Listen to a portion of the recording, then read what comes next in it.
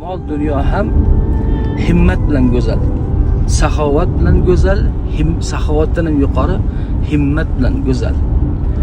Mol dunyosi bo'lsa-yu, saxovati yoki himmati bo'lmasa, uni suvi yo'q ariq deyishadi yoki yomg'iri yo'q bulutga o'xshatishadi. Alloh taolo mol dunyo berdimi, mol dunyoga ega bo'lgan odam mol dunyosi qadar saxovat va himmatni oshirishga harakat qiladi. Shu yerdagi farq shuki, saxovat kasb qilinadi. Kasb qilib odam saxiy bo'lishi mumkin, lekin himmatni Alloh beradi. Saxovat bilan himmatning nima farqi bor desa, so'rab kelgan odamga yo'q demaslik, so'ragan narsasini berish saxovat, saxiylik deyiladi. So'rab kelgan odamga ko'proq qilib berish esa himmat deyiladi. Ya'ni bir kosa asal so'rab chiqdilar salaflarimizga, bir filiyaga asal berib yuborishdi.